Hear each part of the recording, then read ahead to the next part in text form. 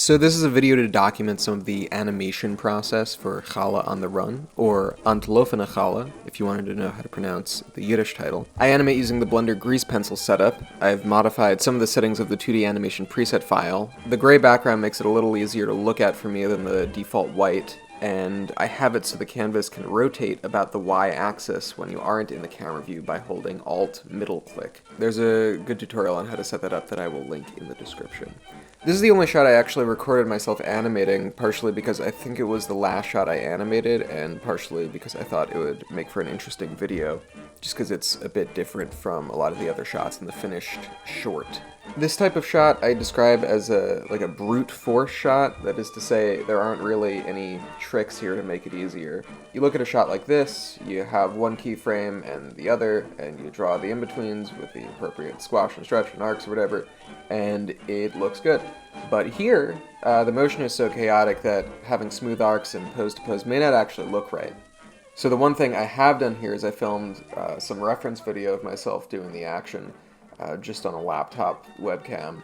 I wore similar clothes to the character and used this frog pillow to stand in for the challah, as it was similar size and weight and density, that kind of thing, to the challah in the cartoon, so I thought it would be a good stand-in in real life.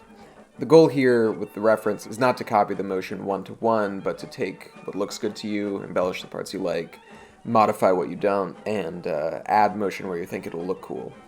Having the reference will just give you a really good baseline for what the motion would look like in real life, which is especially useful for a shot like this, where it's short and chaotic, and you have a lot of information to get across in what I think is 11 frames total this shot was. I'm sure most people watching this know this, but for the kids out there, this is what's called a smear frame. It's when you draw everything stretched out and distorted to mimic motion blur. They're always fun to draw because they look weird, and they're easy because you don't have to be on model. You'll notice throughout I'm drawing the challah as if it were see-through. I'm doing this with the plan to later erase any of the lines that end up inside of him. This way I don't need to worry about the human character's motion or model being inconsistent within the shot after the challah passes in front of him. Normally I just have each character on separate layers, but because parts of both characters are in front of and behind each other, it makes more sense to do it on the same layer. It may seem like a waste of time to draw lines that don't make it into the final short, but it would be a bigger waste to have it not look right and then have to go back and fix it.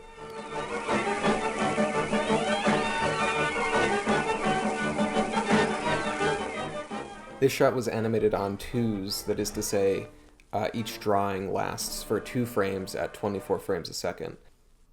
I personally like animating on twos. I think sometimes animating on ones can look too smooth, while animating on 3s and 4s can often look unfinished. I animate on 3s and 4s when I can get away with it, but usually they don't look right to me.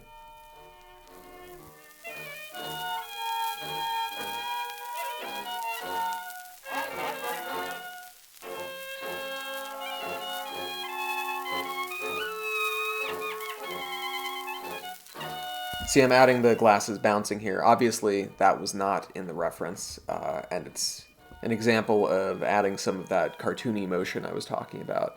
This project had a pretty cartoony style. You may be working on a project where the motion is supposed to be more grounded, in which case, stick more closely to the reference. There are no rules here. Here I'm going through changing the tilt of his head slightly, using the previous frame as a guide. I always think the best looking character shots are ones where the character is in a completely different, rotational position in 3D space in each frame. The kind of stuff like Satoshi Kon would do, or even like old Disney animated films. I'm not trying to compare myself to Satoshi Kon here, but that is the type of quality I aspire towards. You're getting a glimpse into a trick I often use to draw hands here. I'll draw this rounded square sort of trapezoid shape, and then draw a line in the middle, and then 2 more lines halfway between the middle and the edges. These lines are to mark where the gaps between the fingers will be, and then I'll erase them at the end.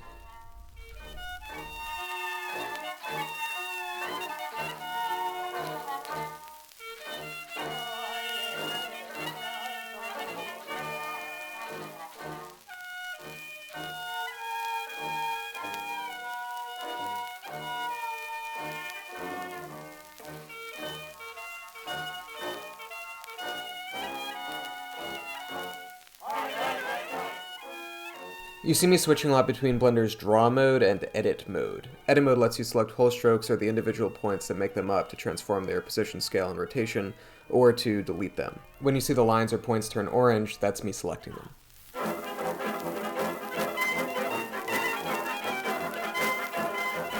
Blender isn't really optimized for 2D animation. It is made first and foremost as 3D software, but for free software, you're getting pretty close to the capabilities of professional stuff like Toon Boom Harmony.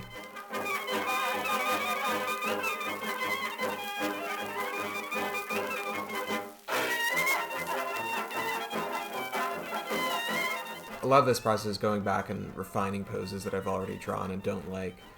Normally you'd kind of do that in like the sketch phase and then you do your final lines. For this project, I just used the sketch lines as the final thing. I thought the sketchier style worked for this, and it was an attempt to maybe speed things along. I don't know how much that worked, but I definitely like the look of it.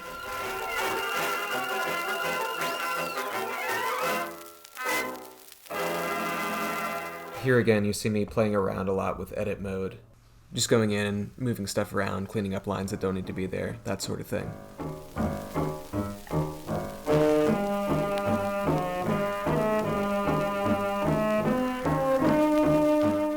This is the only shot in the piece where his sleeves look this fabric-y. Normally they're much smoother. That's mostly because I was working off of reference, and so I could see how the folds in the fabric actually looked. Doesn't really look out of place or off model to me, and I think it adds some more interest to the shot. If you disagree, feel free to send me an email. Here you see me testing out hand poses outside of the frame. I had to be specific with the poses because I wanted them to match the beginning of the next shot. I actually have the hands in the last 2 frames of this shot match up with the first 2 frames of the next shot. This is an old editing trick that can make fast action feel more dynamic and easier to read because when a shot cuts, your eyes take a moment to adjust to the new one. I can show you what it would look like without this, and then with it, it looks a lot punchier. If you want a better description of this, I would recommend checking out the Every Frame a Painting episode about Jackie Chan. He goes into it with more detail and more examples.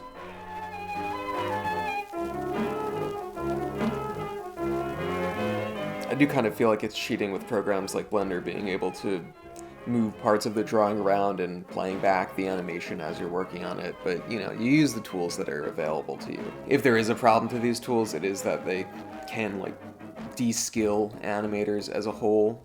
Of all the problems with the industry, I don't think that's like really a major one though. It is kind of awe-inspiring to me how traditional animators do it all on pencil and paper.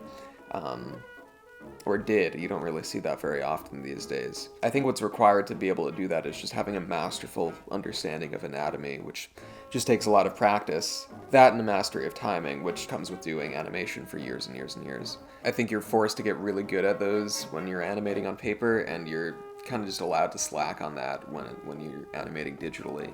I could certainly greatly improve at both of those things. I'm not making this video as some sort of, you know, master of the craft. Take everything I'm saying with like a grain of salt.